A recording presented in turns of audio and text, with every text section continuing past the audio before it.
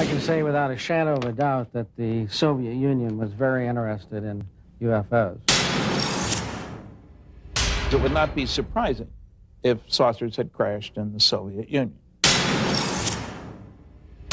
This is so far the best footage of an alleged crash UFO or a dead alien that I've seen so far.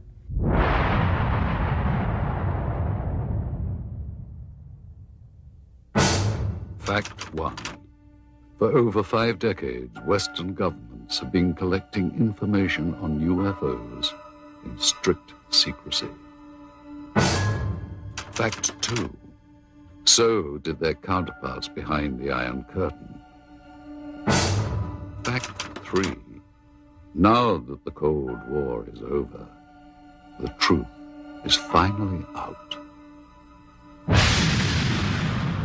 The notion that life from another world may have visited our own is an intriguing one. Many say that it is true, and that documentation exists to prove it, but that proof has been kept hidden from the public for over 50 years.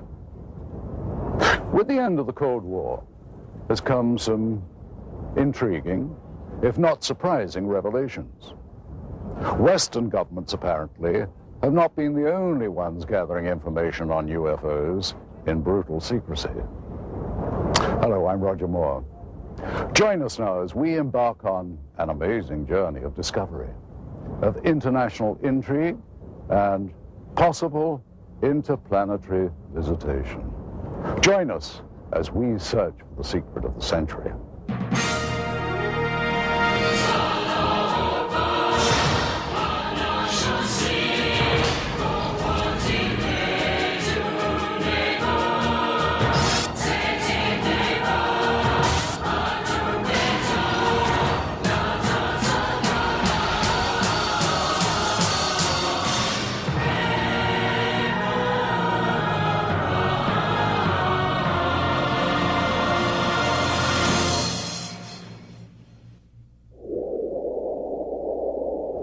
The vastness of Russia is overwhelming, even to those accustomed to the wide open spaces of America.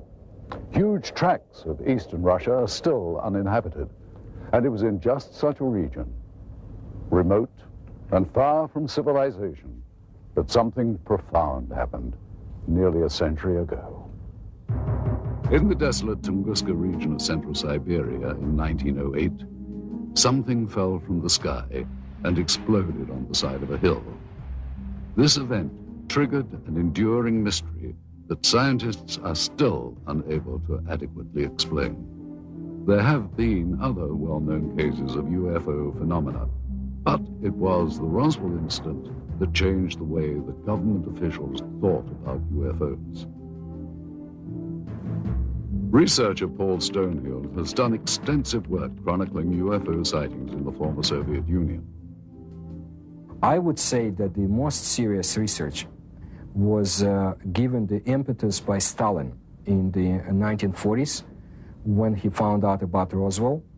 It was then that the KGB and the military separately had initiated studies of UFOs. The KGB, as far as we know, had never ceased studying them. This Soviet Air Force footage was obtained by a group of Russian ufologists. It was declassified by the USSR's Ministry of Defense just before Boris Yeltsin took power. What we are looking at is a view from the cockpit camera of a MiG-23 Flogger, scrambled to intercept 2 unknown targets. What we see now is an apparent merging of the 2 targets. Here is the same shot slowed down. These are obviously not typical flight characteristics of NATO or any other conventional aircraft. The MiG lost visual contact with this object or objects, and there has never been any official identification. By attending international conferences and exchanging information over the internet, researchers on both sides of the former Iron Curtain have been able to increase the global understanding of anomalous phenomena. Richard Haynes has been to Russia many times and has worked with many of that country's researchers. Soon after the perestroika, the fall of communism, approximately 1990.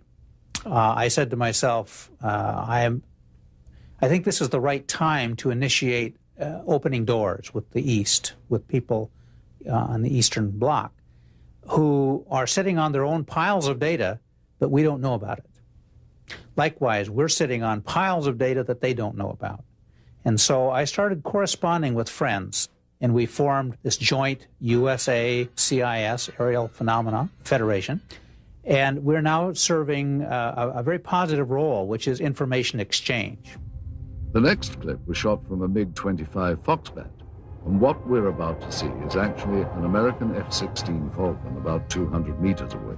What happens next is that a new object appears from behind the clouds. It was not identified. The new object suddenly descends and disappears into the clouds. Once again, here is the American plane at the same altitude as the MiG. And now here is the object as it appears behind the F-16. And here it emerges from behind the F-16, then goes down and enters the cloud bank. As with all accounts or potential evidence of UFO encounters, researchers attempt to authenticate and verify related facts as much as possible. In general, the more spectacular the report, the more important the verification. I was intelligence officer for the Soviet military for over 30 years. My son is a pilot in the Russian Air Force now. I can say for certain that there were numerous occasions where Air Force and Navy fighter planes intercepted what we thought were NATO aircraft, only to find that they were not airplanes as we know them, and not belonging to any nation on Earth. It's no secret we would send planes into their airspace. They would fly into our airspace. It's like a game, like a test, constantly trying to test the response of the other side. Only sometimes someone would get shot at.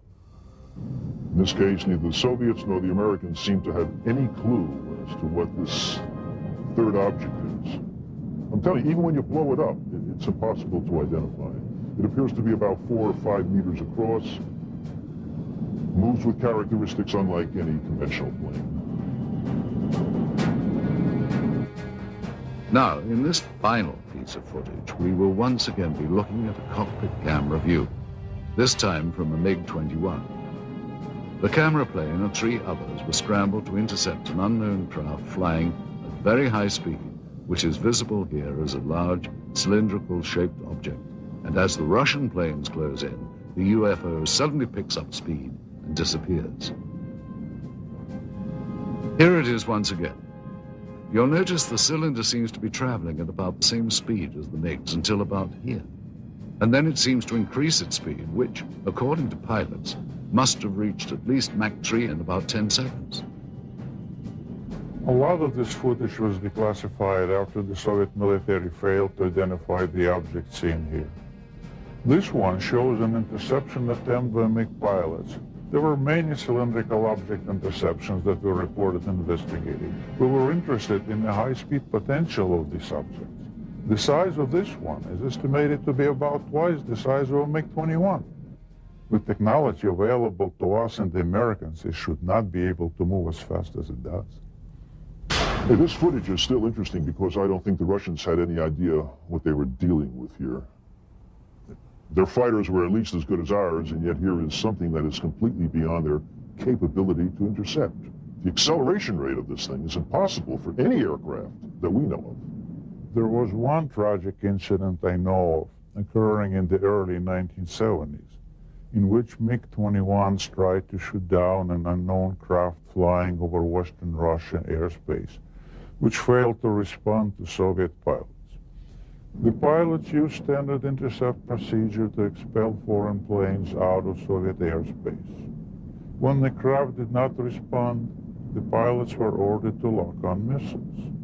At that point, both jets were destroyed by some weapon not known to Soviet military. Both pilots perished.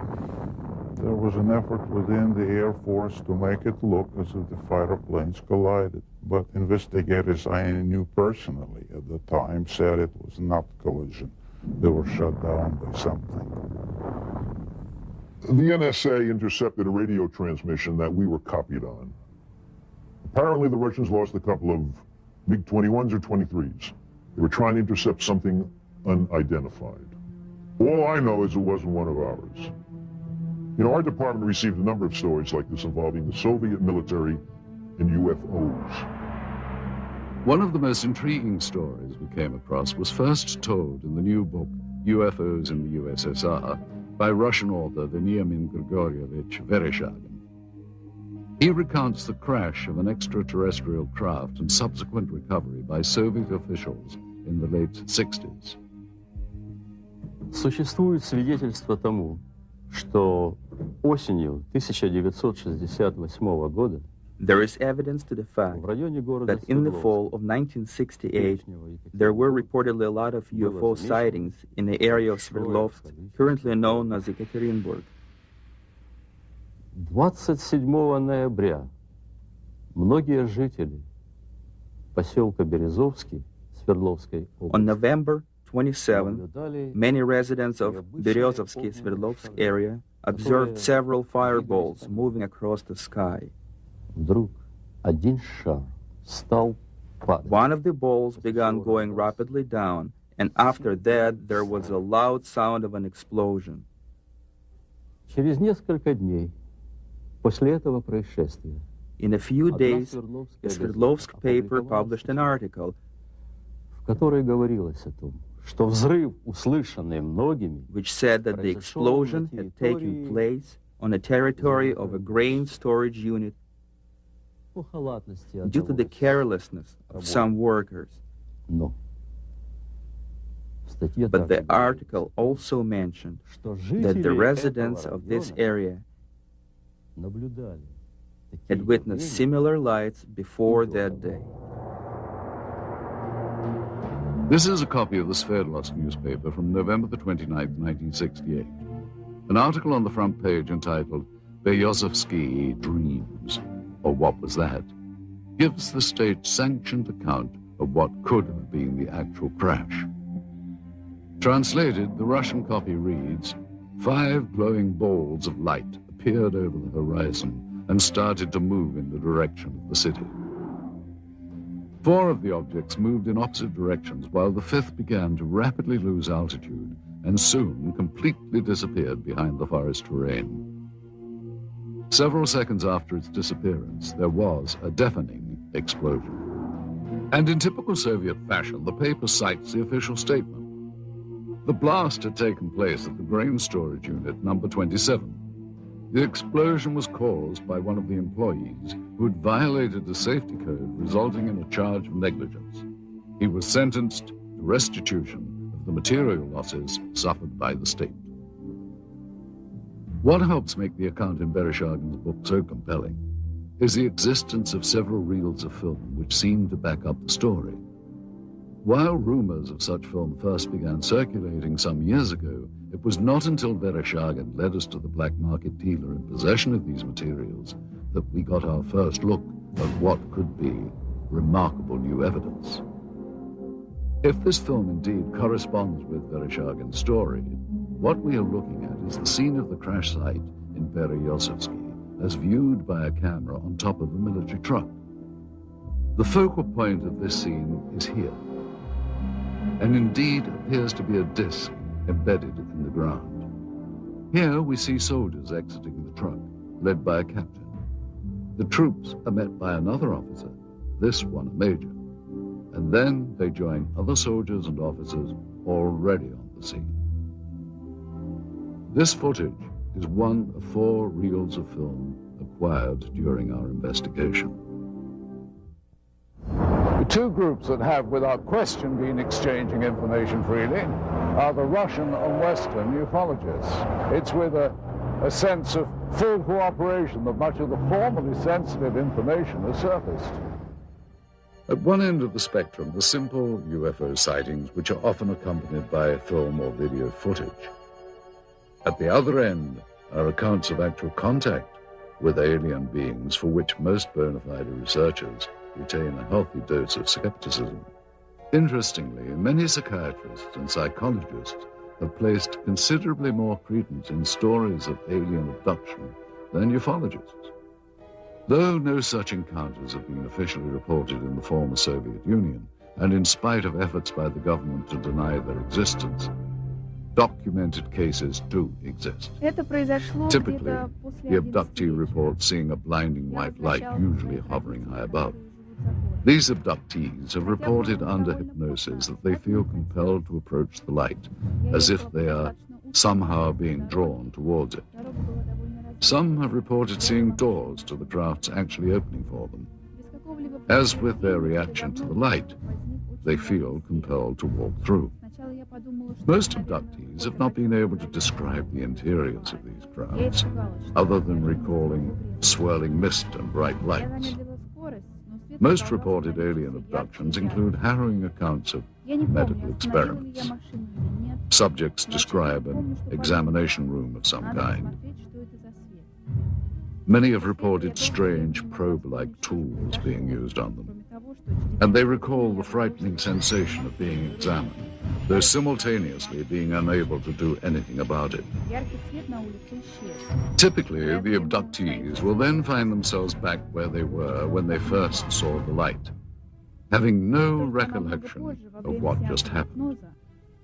Other times, however, upon checking their watches, they discover that several minutes have passed without their ability to account for it. They literally have lost time. Many abductees have their memories triggered by a mark found on their bodies, the kind they would associate with a needle or some other medical instrument. And not surprisingly, no such report has ever been verified 100%. And yet these stories continue to proliferate. Are these people really being abducted by aliens, or, as some now claim, by members of a secret government agency? The austere building behind me once housed what was undoubtedly the world's largest and most feared intelligence agency. Why would the KGB be so interested in what many consider to be science fiction? From the beginning of the communist era, the Soviet leaders relied on a strong secret police to act as watchdog and often executioner for their rule. This was not a new concept for Russia. During the rule of Tsar Nicholas, the secret police was everywhere, its agents spying on everyone. There were agents watching every train station, hotel, and theater. Shortly after the Russian Revolution, the first Soviet government approved the creation of their own secret police. It soon became a powerful mainstay of the Soviet system. To ensure the continuation of communist rule, the main domestic role of the secret police became to seek out counter-revolutionary views and ensure that those holding them were dealt with. After the death of Stalin in 1953, the secret police became known as the Committee for State Security, or KGB. As the Cold War heightened under Khrushchev, this was also the era that boasted the growth of the KGB's image as an international spy agency. Foreign espionage was at its height. According to Western authorities, the KGB managed to infiltrate every major Western intelligence service. During the height of its existence, the KGB was the largest secret police and espionage force in the history of the planet, with more than 300,000 agents. Its body consisted of 17 separate units charged with such concerns as counterintelligence, foreign espionage, and internal security. The division known as the Scientific and Technical Directorate was the unit responsible for the acquisition of top-secret technological information and materials, including those not originating on Earth. The government body that had the most interest in anomalous activity was very possibly the Soviet military. Did high-ranking officers of the Russian armed forces really believe they could gain a military advantage from UFOs? Though there has been much speculation on the exact nature of the Roswell incident and reports of actual alien beings, conclusive evidence of such encounters has proved elusive. In 1997, the U.S. Air Force issued a follow-up to its earlier Roswell report, which they subtitled Case Closed. They try to account for the stories of aliens by suggesting these were simply crash test dummies misidentified. So it was with a sense of both excitement and caution that we examined the footage recently recovered in Russia. This reel contains images of what appears to be a scientific or medical examination of organic body parts. The individuals seen here appear to be forensic pathologists or biological research scientists. Speaking in Russian, they are seen inspecting the specimen, the leader of the procedure describing his actions and the measurements they are taking. After several minutes of this, there is a change in camera angles.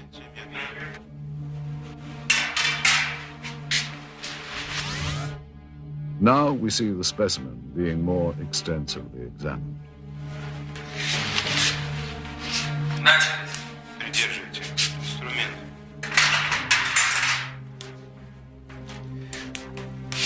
Ткани разрезаются тяжело. Пробуем кусачки. Придерживайте. Ребра пытаюсь перекусить.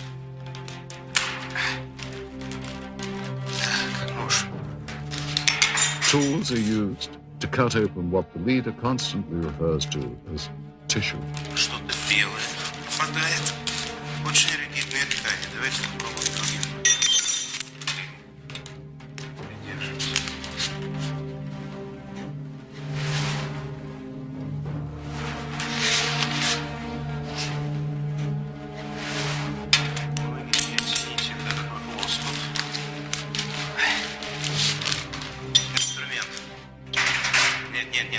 He also describes parts that are removed as resembling various organs. Записывайте, достаем внутренние органы, надрезаем похожую на клетчатку внутреннюю ткань. The camera angle changes again. And finally, the scientists are seen posing for the camera, holding up various samples of the dissection. If this footage is authentic, it represents one of the greatest scientific discoveries of all time. One must wonder where this film was shot and what happened to the specimen seen. If this is footage of a genuine scientific examination, what happened to the results? What did the Soviets learn, and what have they done with that knowledge? Did agents of the KGB have reason to keep this secret for so many years? Certainly there are more questions here than answers. Russia has had countless UFO sightings. Some have been explained, some have yet to be explained. The best known events are the Downogorsk and Tunguska incidents. Many UFO researchers feel that the most important Russian incident in terms of known crash-recovered materials is the Downogorsk occurrence. Antonio Huneas agrees. It's the best documented crash because we do have the fragments. They have been analyzed. It was a small probe. It was not kind of a big object, but something crashed on a hill in Downogorsk in January of 1986. Witnesses described the object as a sphere of light streaking across the Pacific region north of Vladivostok. Investigators later recovered materials including balls of lead and iron, bits of glass, and a fine mesh netting, all of which were tested and are proven to be highly enigmatic. The head of the research team concluded that the Downogorsk object was most likely an artificial space probe of non-terrestrial origin. Russia's best-known event, the Tunguska sighting, is sometimes referred to as the Russian Roswell. In the early hours of June 30th, 1908, peasants of the Tunguska River area in central Siberia watched in disbelief as a glowing round object with a fiery tail streaked across the morning sky. The object crashed in a remote region of pine forest, exploding in a brilliant ball of flame. Residual firestorms lasted for weeks and destroyed an additional 10,000 kilometers surrounding the crash point. Although the event preceded the atomic bombings of Hiroshima and Nagasaki by nearly 40 years, the aftermath of Tunguska was frighteningly similar to that of the bombings in World War II. The result was the destruction of an area larger than that of Los Angeles or Moscow. Oddly, upon investigation some 20 years later, no impact crater of any kind could be found. Researchers have formed various opinions of what actually happened. The most common beliefs are that it was a meteorite fall, a ball of lightning, or an earthquake. Many have cited that none of these answers are possible and that the phenomenon was more likely the crash of an extraterrestrial craft. It has been speculated that the governments of many countries throughout the world have been gathering information regarding UFOs. Nuclear physicist Stanton Friedman agrees. There's no question that military and intelligence groups overseas are collecting data, whether it's in Brazil or Australia or in England.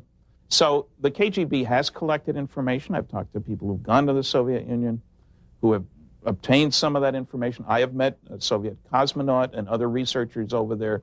There's no question they're interested. And again, the republics which used to constitute the Soviet Union cover a huge area. They too were monitoring the skies because they were afraid the United States was going to bomb them. So when you monitor the skies, you pick up UFOs, no question about it. During the communist reign, there was no official admission of Soviet interest in extraterrestrial activity. It has been only recently that this fact has been confirmed. The former secretary of the Commission on Anomalous Phenomena, Alexandra Petyukov, confirmed that an official state-controlled body did exist. В рамках этой комиссии, когда в силу своей деятельности она начала планомерный сбор информации. During the Soviet era, we started to regularly collect information from the public and received more than 15,000 reports. The thing is that the commission was an official public organization. It had an official address. Today, the mindset in Russia is far different from what it was during the communist reign. Under communism, they were told that UFOs didn't exist, but just the fact that they were told they didn't exist made people believe that they did exist, because the government was also denying. They were saying there was no crime in Russia and accidents didn't happen, you know, I mean, that everything was censored and given this rosy picture, which of course people knew better. It was in a small house on a side street near the Academy of Medical Sciences. The British and American spies met with informants throughout the 60s and learned of one of the most bizarre plots in the world of intelligence.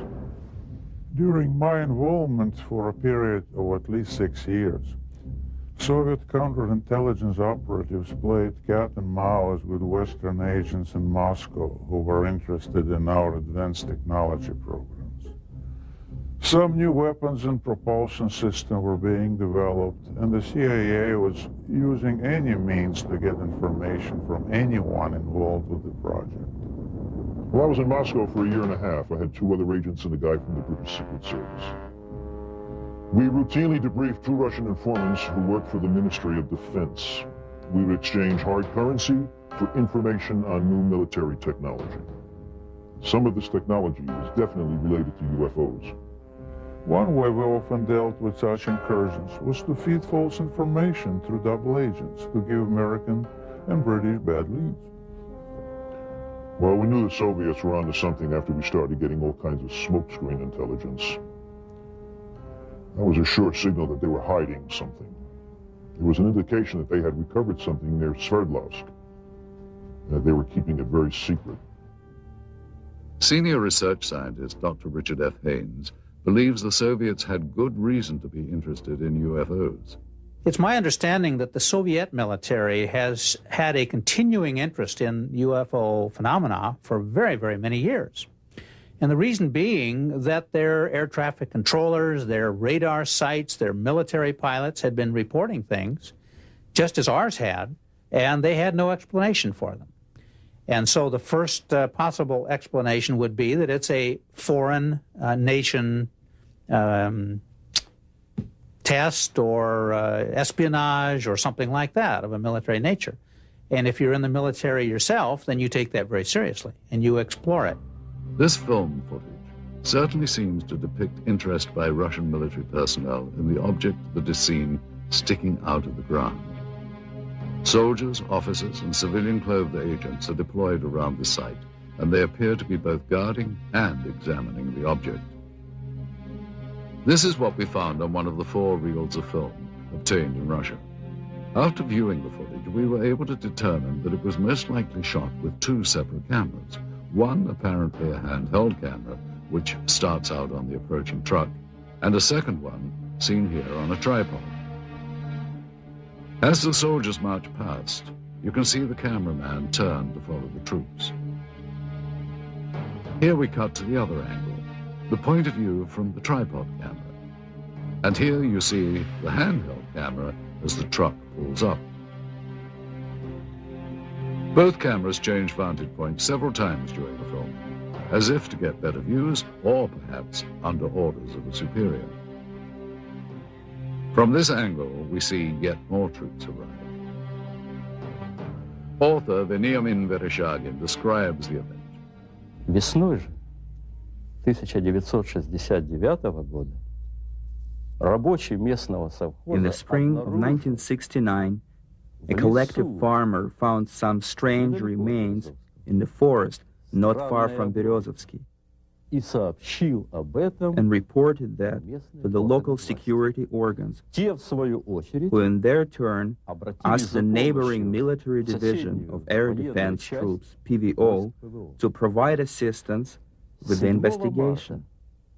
On March 1969, 2 KGB officers examined the discovery site and sealed it off. Вы знаете, в дальнейшем события приняли более такой масштабный характер. По просьбе КГБ были привлечены On the KGB request, a Soviet army unit was brought to the discovery site, и в результате уже очень тщательных обследований были найдены after close examination of the place. They found some wreckage debris of a disc-shaped object частично. partially sunk into the ground. Поначалу органы безопасности предполагали, At first, the KGB thought that the debris американскому разведывательному самолету или came from an American spying plane or a Soviet spaceship. George Filer, a retired Air Force intelligence officer who was stationed at Langley, is not surprised the Russians were so interested in this object. We found that the Soviets would pay to get information on UFOs as opposed to, we'll say, an F-111 aircraft, that they were, in a way, more interested in UFOs than some of our latest aircraft. And here you see the man who is probably the head KGB agent directing the cameraman to point his camera toward the disc. A total of almost 1,200 feet of negative were recovered just on this crash site. It is possible that more film was shot, but this is all that we were able to obtain. None of this film depicts the removal of the disc itself, and at no point do we see inside the object. From this angle, we do see the handheld camera shooting behind or inside the disc. However, that footage, if it was, in fact, ever shot, was not included in the cans of film we acquired. We can only speculate that it may still be at large. We must also speculate on how the object ended up here. Based on information from Vereshchagin's book and what we can see in this footage, we have created this computer-animated version of how researchers believe the crash may have occurred. The questions then become, where did this object come from and how did it come to crash here? And more importantly, what has happened to it since? With the change to a market economy here, many items never before available to Russians are finding their way to store shelves. Some point to this as evidence of a new prosperity. Others claim that this only fosters greed, not seen during the Soviet era. They say that everything is for sale in the new Russia, including state secrets and the spies who kept them. and I'm sure that this happened because I remember in 1991, 1992, there has been a lot of talk about the KGB files. It's quite possible that the files, some of the files, had been sold to the highest bidder. What is now modern-day Russia was once the core republic of the Soviet Union. Prior to its breakup in 1992, the USSR was the world's largest country, stretching from Eastern Europe into Asia. In addition, the USSR had direct control over the Eastern European countries of Romania, Bulgaria, Hungary, Czechoslovakia, Poland, and East Germany. The boundary of these countries was for years referred to as the Iron Curtain. For decades, its military power influenced events throughout the globe. The single most important event in Russian history was the Revolution of 1917. The Bolsheviks changed the country from a monarchy to the world's first communist state. In the late 1920s, Joseph Stalin transformed the country even more by regimenting every aspect of daily life and still managed to brutally stomp out his opposition. While the USSR was allied with the West during World War II, the years after the war ushered in an era of mistrust that came to be known as the Cold War. This new relationship chilled ever further in August of 1949, when the Soviets exploded their first atomic weapon. The Western powers, including the United States, viewed the USSR as the world's greatest threat. In its ongoing competition with the West, Russia's greatest victory occurred in 1957 under the leadership of Nikita Khrushchev. It was the beginning of the space age. As the first nation into space, it's not surprising that in the years to follow, the Soviets would become increasingly curious about extraterrestrial life existing in our galaxy. Despite their early victory in the space race, back at home, the standard of living and the country's lagging economy weighed heavy on the minds of the Soviet citizens. Under Soviet President Mikhail Gorbachev in the 1980s, the terms glasnost and perestroika came to represent a period of humanist reform. The first truly democratic elections in Russia's history occurred in 1991. After 70 years of Soviet rule, the USSR was dissolved. A new market economy has emerged along with more freedom for the people. While there are some who yearn for a return to communism, most citizens feel that the new Russian democracy has been a vast improvement to their daily lives. But with these positive changes come problems. In a recent news survey in Russia, citizens were asked the question, who controls Russia today? An astounding 23% responded the mafia. Renowned Russian writer and Nobel laureate Alexander Solzhenitsyn wrote, Russia's economic chaos is the result of merely criminal reforms that have created a new class of mafia capitalists. The word mafia refers to the new system of organized crime in Russia involving countless government officials, businessmen, and organizations controlled by criminal groups. Resistance to extortion attempts has resulted in violence. Kidnappings, assassinations, attacks on family members, or harsh persecution by corrupt government officials have been documented. Dozens of bankers were kidnapped and assassinated by the mafia in the first few years of Russia's independence, when organized crime was taking control over the country's financial system. Having eliminated its rivals in such a brutal manner, the Russian mafia is now in a position of great power. What the future holds for the Russian Republic is uncertain. What is certain is that in the next Russian elections in the year 2000, the interests of big business and those with money will be well represented, and undoubtedly so will organized crime. Mafiocracy, as it has been called, might become the totalitarianism of the new millennium. With the collapse of the Soviet Union, many changes have come to Moscow and the rest of Russia. Gone is communism and the strict controls that once governed daily life here. Please understand, Russia has always been a secret society. Just recently, we found out that the secret police had kept records on UFO phenomena. And some of them had been released only recently. Some, not all, coming to light now.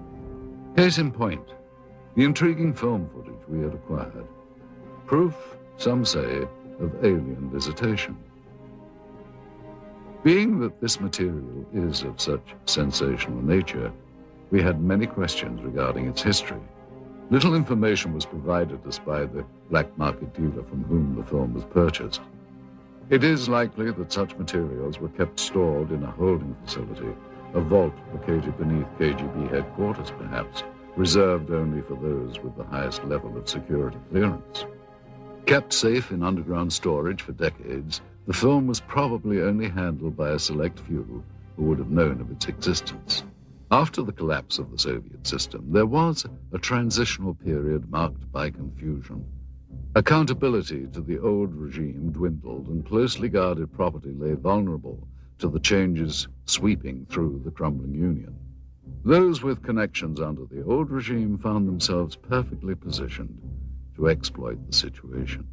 There was a lot of chaos when the Soviet Union, disintegrated. In my opinion, at that time, it was very easy for an, agent with brains to get his hands on such files and sell them here. So it would be conceivable that documentation might be obtainable through similar sources to provide authentication of the film. Though most leads proved to be ultimately unproductive, we found that with perseverance, money, and a bit of luck, it is possible to acquire classified Soviet documents. Using a hidden camera, we recorded numerous meetings over a period of months in which we attempted to obtain relevant materials. This transaction between one of our Moscow contacts, an interpreter, and a local black market dealer proved to be one of the more successful ventures. The location of this meeting is a textile factory in the Sokolniki district of Moscow.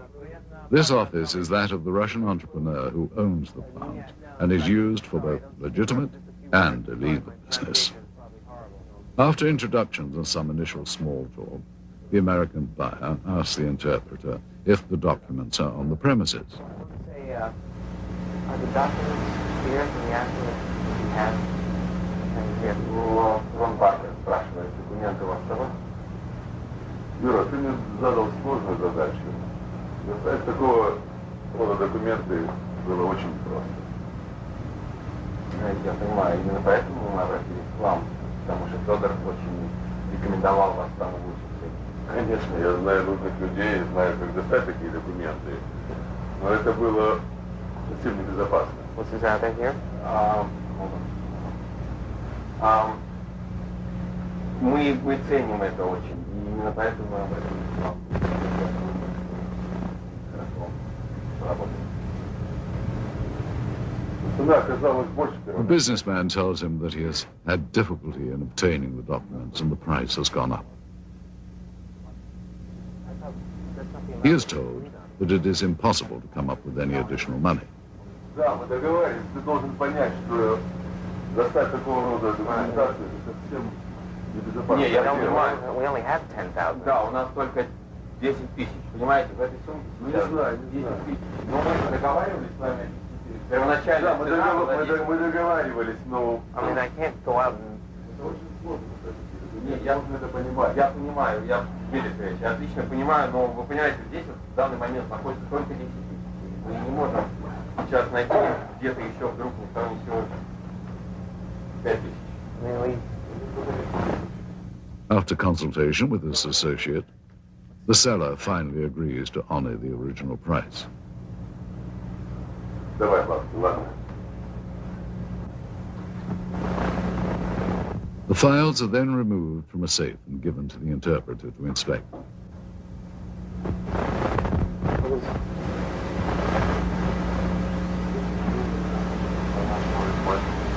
This is KGB?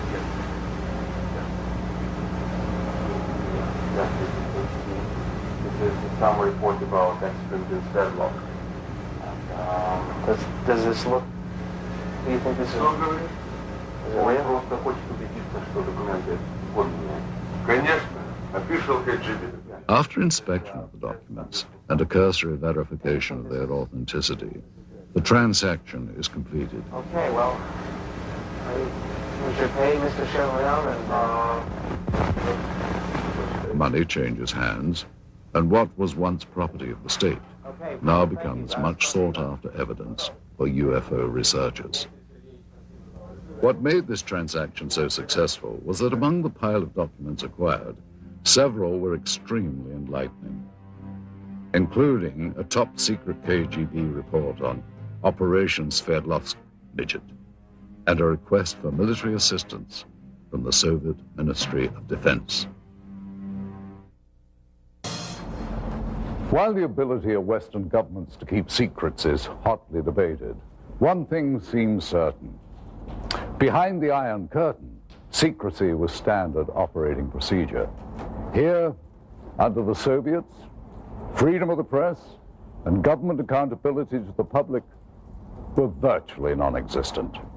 Many believe that the American government has had more than a casual interest in the possibility of extraterrestrial presence since early in the 20th century. Certainly since reports of flying discs in Roswell, New Mexico in the late 1940s, U.S. Defense Department and intelligence community involvement in the investigation of UFOs has been documented.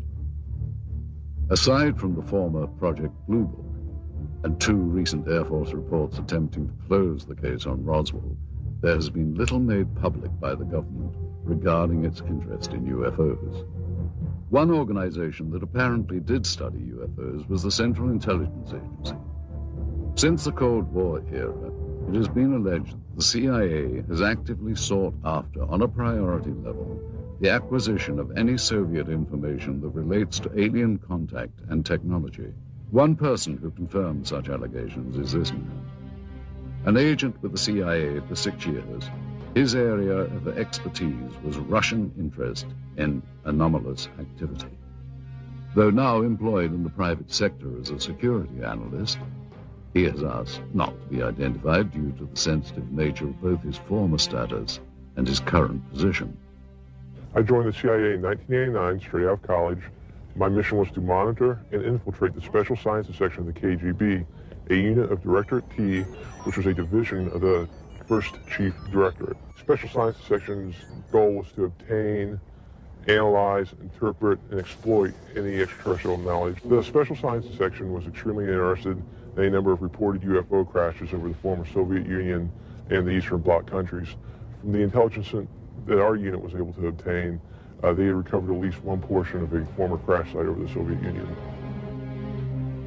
This former agent was able to confirm interest not only in the 1968 crash near Berezovsky, but in other Soviet attempts to recover UFO documentation and technology. Ever since Stalin had been in control of the Soviet Union, especially in the post-World War II years, he was determined that if there were any technological gains to be made from extraterrestrial technology, that the Soviet Union would be the sole possessor and sole beneficiary of those technologies. Due to the change of power in the former Soviet Union, many believe that much of the formerly unattainable information from the Cold War era may now be in the hands of the U.S. and British intelligence agencies. Since the early days of the space race, the U.S. and Russia made many independent breakthroughs. However, some of the new discoveries on both sides were undoubtedly obtained through old-fashioned spying and subsequent reverse engineering. Since the dawn of modern civilization, obtaining a rival's technology and adapting it to one's own uses have been the cornerstones of military and industrial espionage. This practice of dismantling another's hardware, discovering its secrets, and adapting it has become known as reverse engineering. Since the infamous Roswell incident in 1947, it has been purported that the source of much modern U.S. military technology has been not from this earth.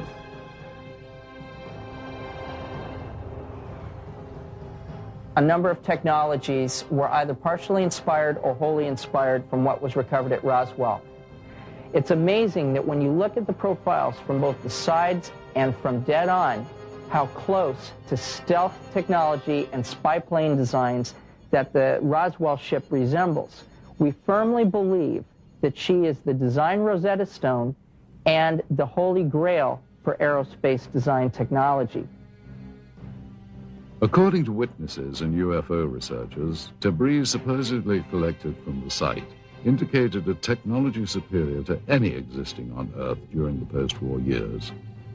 The possibility exists back in the 40s that because all this new technology came out of Germany, we had scientists from Germany that either we were testing new advanced concepts to us at the time, these rocket engines, which were brand new to us, or this was some kind of smokescreen, if you will, to hide or to put the Russians off guard, make them think we were further along than we really were. And there's been a history of misinformation on both sides trying to keep each other off guard, and that very likely is one of the possibilities. If it wasn't Roswell, we're probably doing it some other place. Such advances as the Hubble telescope and the Super Arbec missile engines are rumored to have benefited from alien reverse engineering. In addition to Roswell, there is another name heard frequently with regards to reverse engineering. The military facility located in the Nevada desert, commonly known as Area 51. One theory is that Area 51 is the hub of alien reverse engineering. But is the United States the only military power to have engaged in this secretive development of military technology? Or did Soviet military and intelligence organization reverse engineer technology from alien spacecraft that may have been recovered in Russia? Do the Russians have their own version of Area 51, located somewhere in the uninhabited parts of their vast country?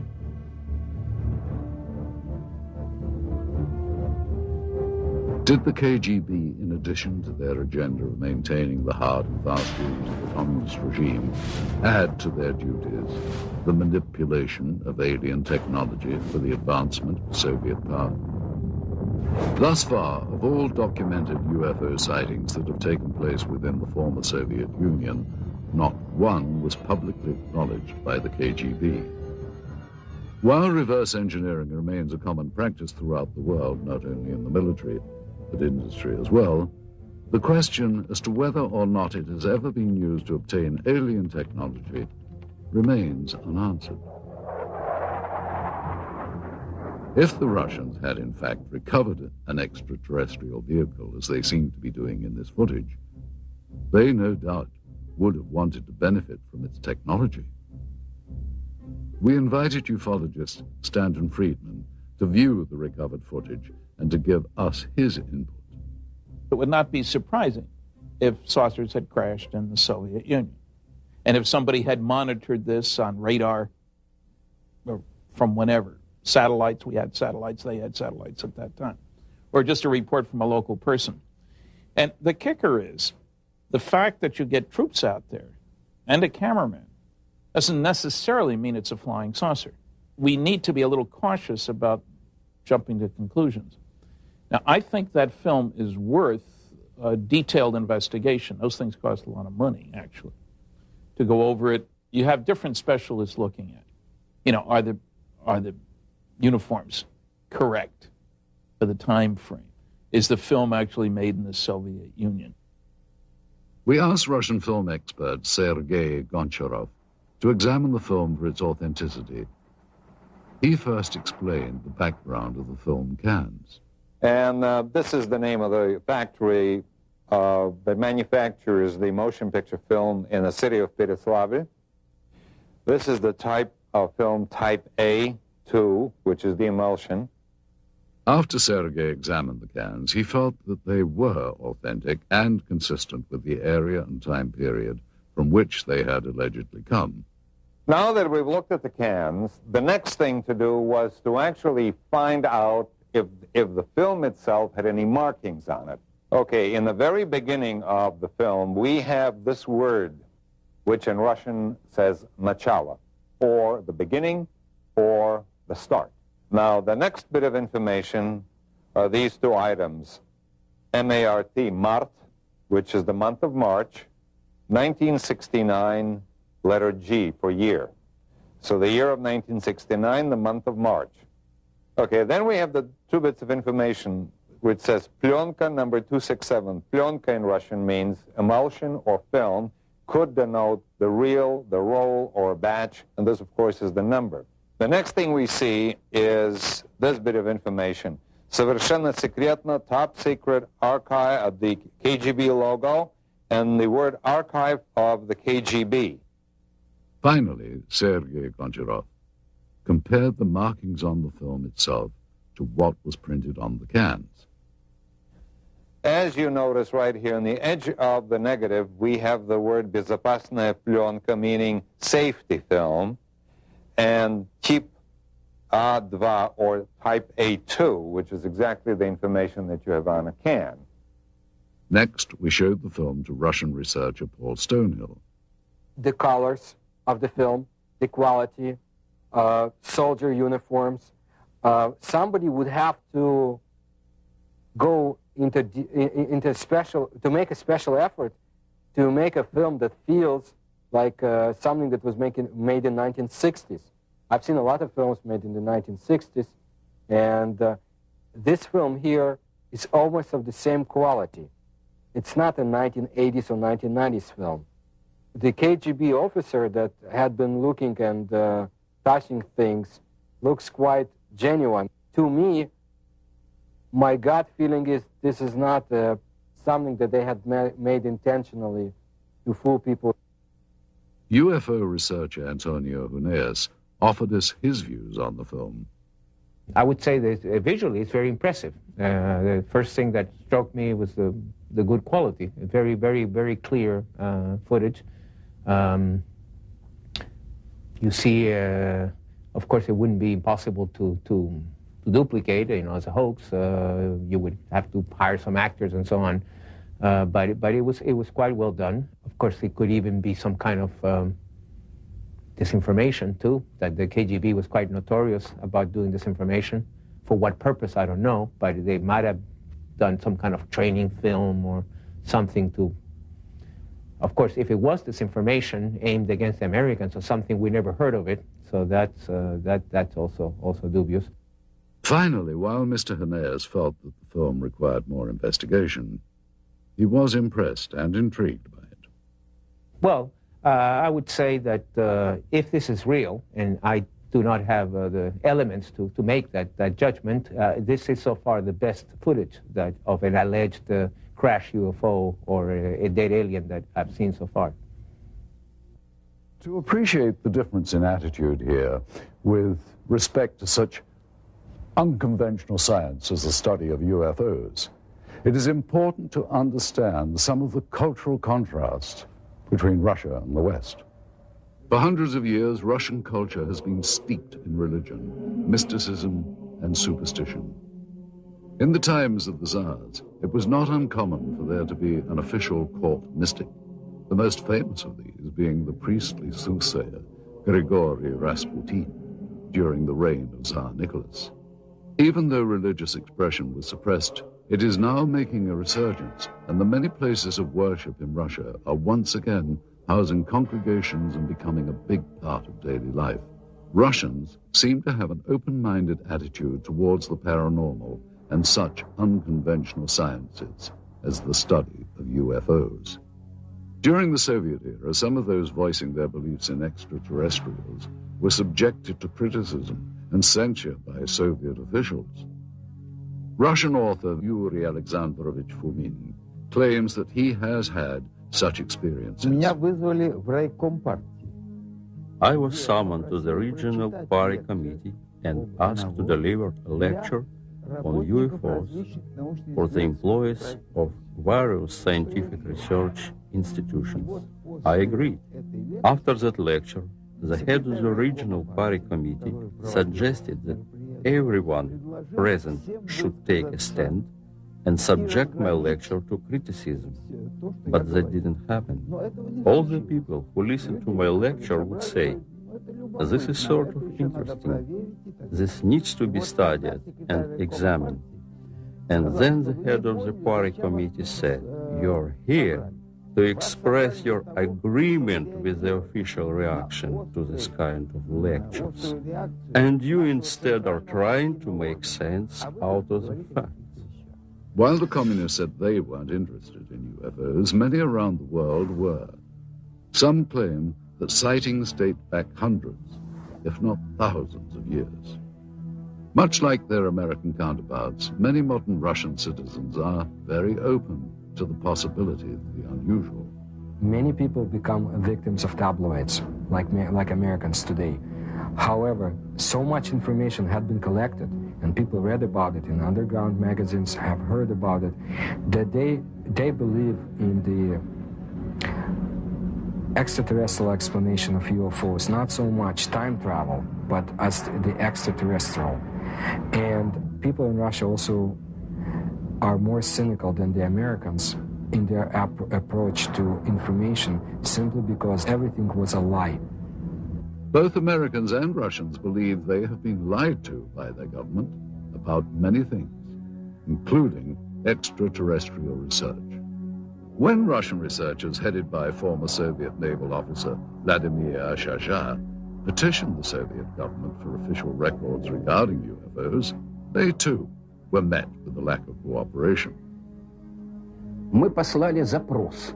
We sent an inquiry to the archives of the Ministry of Defense and to the archives of the KGB. We got a response that neither KGB archives nor the archives of the Ministry of Defense have any data regarding this incident.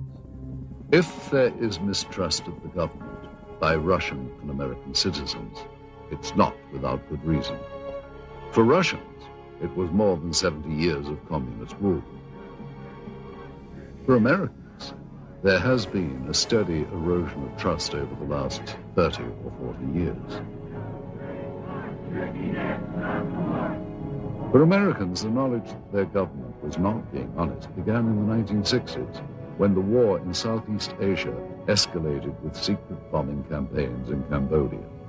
In the 1980s, arms were sold to support the Contra anti-communists in Nicaragua, in violation of U.S. law and without public knowledge. God bless America. It's no wonder that many American and Russian citizens doubt the honesty of government officials. How paranoid is the belief that their governments could withhold knowledge of extraterrestrials?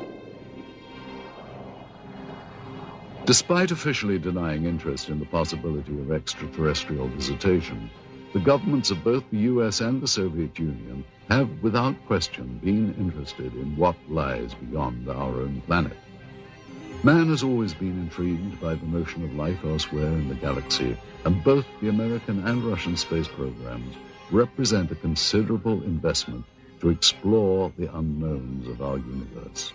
At the close of the Second World War, the United States, now the preeminent world power, turned its eyes from defeating Hitler's Germany to a new rival, the Soviet Union.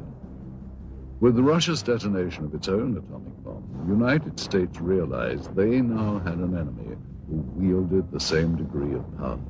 During the Truman administration, loyalty oaths taken by government employees became a common practice, which would eventually lead to the ugly communist witch hunts of the House Un-American Activities Committee.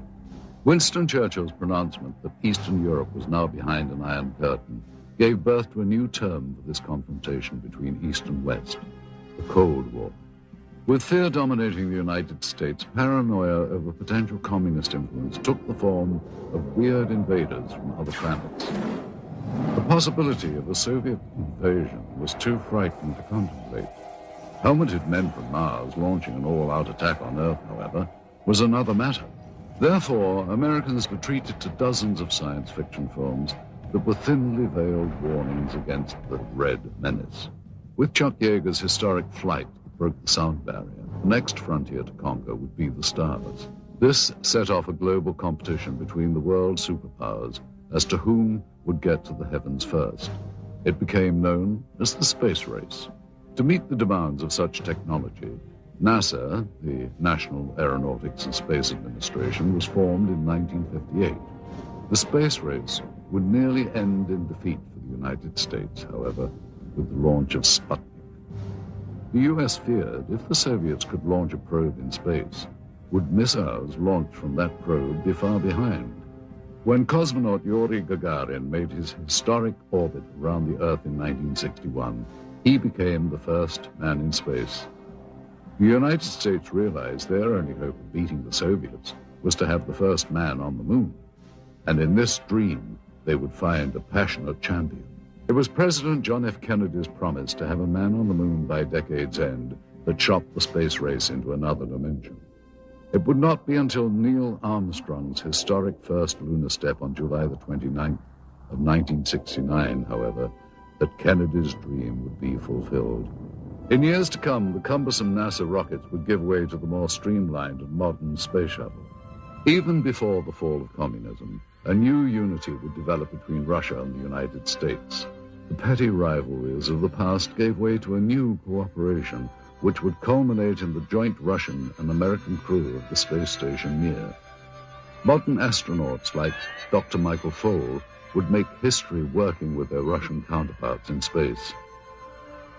At long last, the demons of the Cold War had been silenced.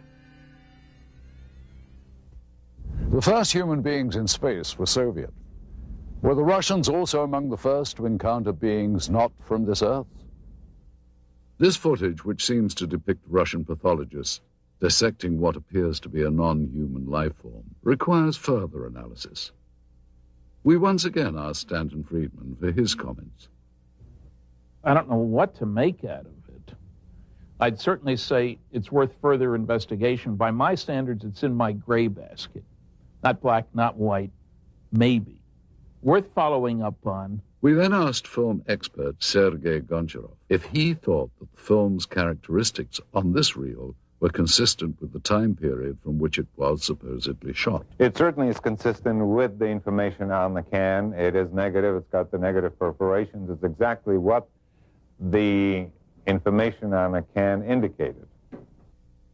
Sergei explains the significance of a flash frame, an interesting and possibly important characteristic of the film that was discovered.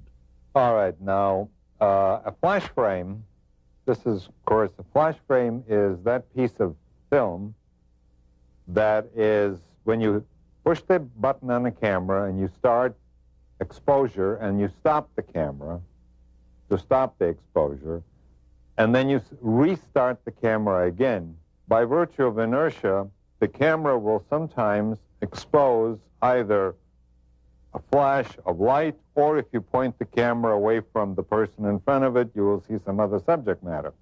Those flash frames appear between the takes and sometimes show things and people that are not part of the scene itself. You have people that have nothing to do with the information that you've seen on a film before or after. Again, an individual in uniform. You see these people performing a procedure. You have somebody in civilian clothes, people that you have not seen before, as this is in a flash frame segment, which was not meant to be as the procedure that was being photographed. Mr. Goncharov concludes that while the film's stock and camera techniques are consistent with KGB and Soviet government films of that period, he feels that the discrepancies with the subject matter require closer scrutiny. Anytime you have subject matter of this type, any additional investigation is worthwhile. Absolutely. Stanton Friedman was further intrigued by the medical techniques in the film. I don't know what to make of these guys with what seem to be medical instruments, certainly in a medical facility, judging by the stuff on the wall. And it's interesting that you can see their faces, which is interesting from two different directions. You can tell their identity if you could find people that look like that. And they're apparently not afraid of contamination, ingesting anything toxic. Now, that could be that they'd already gone through this routine and somebody had said, hey, there's nothing bad here. We then showed the film to Dr. Annette Ryan, a former lieutenant colonel with the Army Institute of Pathology. The first thing that I notice is the way the doctors are dressed. They're dressed in these pristine white lab coats, and I think it would be more common for them to be dressed in scrubs or even butcher aprons, unless, of course, they're know that they're being filmed and they want to look good. They also look very young. But that is consistent with forensic examinations, and that's because senior medical staff usually don't get involved in this type of procedure. I also noticed that they're wearing rubber gloves, but they're not wearing any other protective gear. They're not wearing goggles, they're not wearing masks, they're certainly not wearing any biohazard suits. I would assume that's because they're not concerned with contamination. And this, of course, is typical of Russian-Soviet medicine. I mean, when we think of Chernobyl, just remember back that there was a terrible lapse in any type of protection. It certainly would not happen in the United States. I mean, it would be unheard of. Next, Dr. Ryan commented on some of the specific medical procedures. All right, what's happening here is that they're using dissecting scissors to open up the sternum, which is a common procedure at that time. He's using the proper tool. The way they're holding and using the various tools looks correct, which indicates to me these people know what they're doing. I would say there's little doubt that these are actual Russian medical people. Now, if you look closely at this procedure here, which is repeated several times in this footage, what they're doing is removing a piece of material. The one doctor refers to it as an organ or resembling an organ. Then the diener snips off a small sample which is placed in a specimen jar for later analysis. Well, that's exactly what would be done in a forensic case or in the case of scientific research, for instance, if some new species had been discovered. They would remove very small pieces for later chemical and microscopic examination. The lead doctor also mentions a structure he describes as resembling ribs. And here you can see what indeed resembles a rib cage, as if this was the torso of some anthropoid or human-like organism. Finally, though Dr. Ryan was unable to identify the subject matter, she believes that the techniques were consistent with those practiced in the Soviet Union during the late 1960s. We have little information about the specimen seen here, other than the pathologist's description and the KGB code name, Sverdlovsk midget. We wondered, though, how such a being might appear had it been recovered intact. Using only the images recorded on this film and the scant data available, technicians have constructed this 3D computer-generated model. Thus, with a bit of imagination and some forensic speculation, we have recreated what may have been the Soviets' possession of an actual being from another world.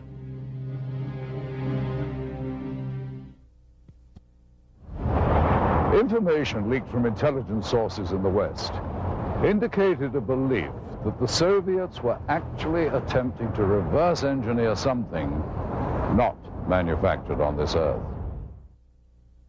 Whether we'll ever know the full truth about the supposed UFO crash in Berezovsky, one thing seems certain. If agents of the KGB or any other branch of the Soviet government did recover parts of a craft made by alien beings, they would have been extremely interested in examining all the materials very closely. No doubt Soviet scientists would have wanted to determine if the parts of the craft were truly of extraterrestrial origin. They would have inspected each piece down to the microscopic level and tested for various physical and chemical properties. And of course, they would have wanted to take advantage of any new technology they could gain from the recovered materials. We are unable to solve the puzzle of their physics. Our physics is based on quantum mechanics. Theirs is based on parallel worlds, a different kind of paradigm, a different understanding of history. It is similar to the effect of a TV set or a video camera would produce on people in the time when Pythagoras lived. Pythagoras would not understand it. That is the gap between them and us. That's why, however hard our engineers or technicians would try to decode their technologies, they would fail.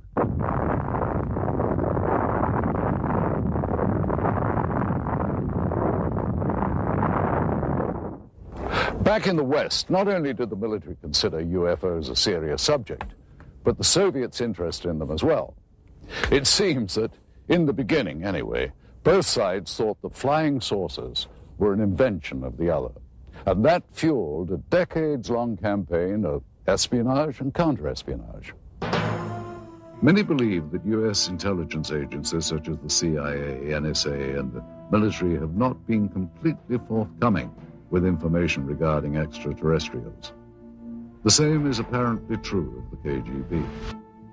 Some claim that the KGB, as well as the U.S. government, may have been using the UFO phenomenon as a smokescreen to cover other top-secret activity from the very beginning. Former NASA scientist Dr. Richard Haynes concurs. Well, all I can say is that there are verified documents from Stalin's time that showed he had an intense interest in Roswell, what was going on in Roswell, New Mexico in about mid-40s. Well, that makes very good sense from the standpoint that that's where our atomic bomb group was, 509th Bomb Group, from which Hiroshima and Nagasaki events happened, ultimately. It's where the pilots trained. So it's understandable that Moscow would be very interested in this subject from that standpoint. If UFOs are a cover, they have been used very effectively by both sides. So it's to the convenience of the Russian government, Soviet government, to continue the charade. It can be considered a form of disinformation. There is an alternate theory regarding UFO disinformation.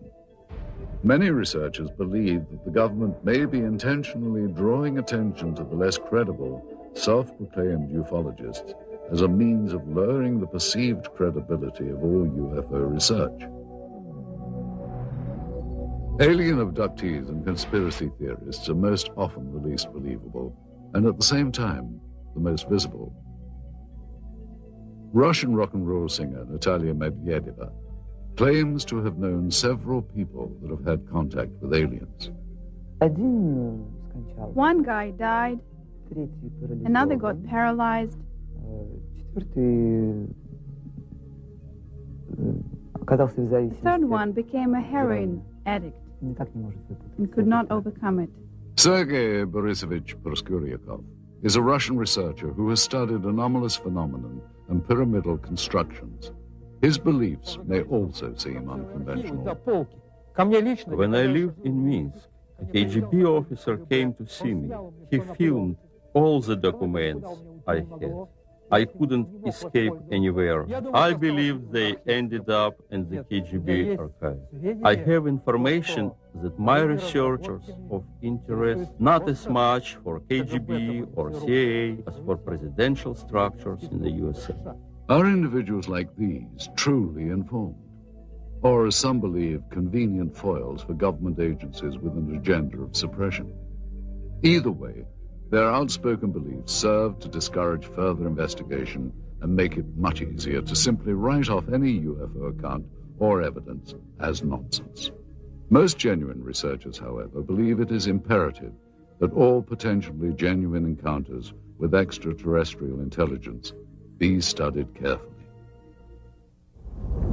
If something not from this earth had been recovered, it would have been brought to a classified military base high in the Ural Mountains, where super-secret operations are being conducted since the Second World War. This incredible footage depicts members of the Soviet armed forces and what are believed to be 2 KGB agents inspecting and recovering a crashed flying saucer. Russian author Veniamin Vereshchagin has an idea of the final outcome of this operation. Насколько мне известно, обломки аппарата.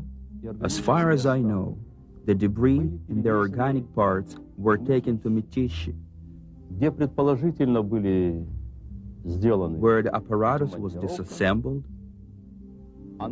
analyzed, and then back engineered. Неизвестно, что произошло с органическими останками. As for organic parts, но я имею сведения о том, что они были перевезены в дальнейшем. I heard they were taken to Moscow. What happened afterwards, I don't really know. His story seems to be backed up in part by one of the people who claims to have been involved in the operation back in 1969. We found ex-KGB staffer Pavel Alexandrovich Klimchenkov. living in seclusion in the Bryansk region of central Russia. He remembers the strange wreckage found in Beryozovsky. At first, everyone believed that those debris were parts of some novelty aircraft manufactured in the United States or England. But having done some measuring and material analysis, we came to the conclusion that none of the domestic or foreign manufacturers known to us could have produced this apparatus, at least not in the conditions existing on this planet. It was then that an order came to transport the debris to the base in Mytishi near Moscow. Together with several other officers, I was assigned to provide safety and security to these materials during their transportation. In attempting to verify the authenticity of this evidence, we have had the footage and the film itself examined by several experts. We also carefully studied the documents we had procured, which lent further credibility to what we had been told. Among the most telling was this top-secret KGB report specifically referring to Operation Sverdlovsk Midget and describing in detail the recovery operation at Beryozovsky. This document mentions the crashed disc, the organic remains, and the filming itself. There was also this secret order from the Soviet Ministry of Defense requesting assistance from military unit 67527.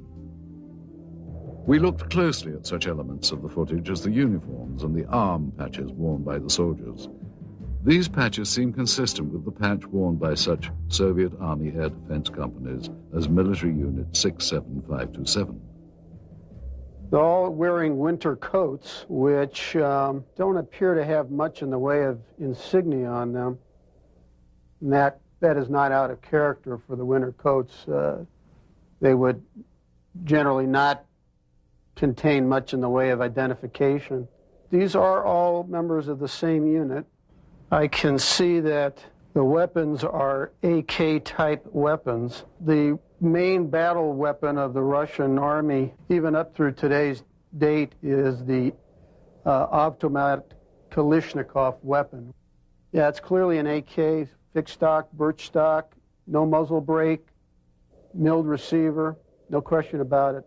That also seems to be consistent with the muzzles of the weapons that I can see in this film. In addition, we had notes from the scientific examination of the recovered organic specimen, which seemed consistent with the soundtrack of the dissection footage. With so many elements in seeming consistency, Vereshchagin's story becomes even more tantalizing and perplexing at the same time. Is it possible the Russians actually recovered an alien craft and its occupant 3 decades ago? If members of the Soviet Army had knowledge of a supposed UFO crash, then what happened to these individuals? And if they can't be found today, why not?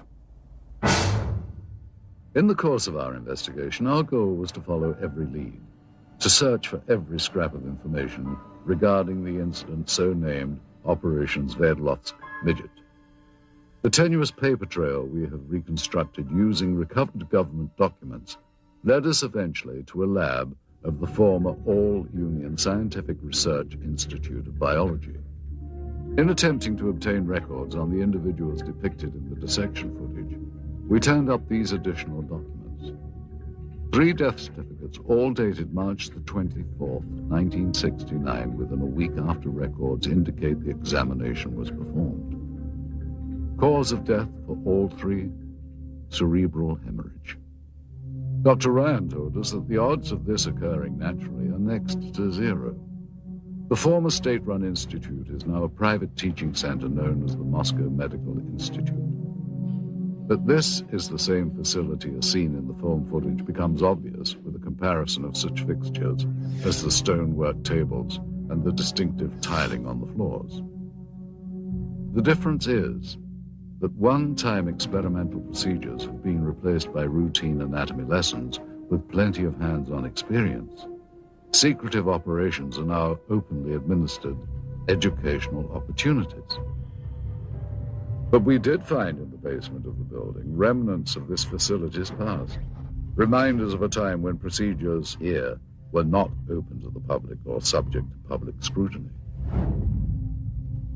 What were the Soviets experimenting on in decades past at the Research Institute of Biology? The answer to that question is still yet to be found. Indeed, many questions about the film footage and the alleged Operation Sverdlovsk Midget remain unanswered.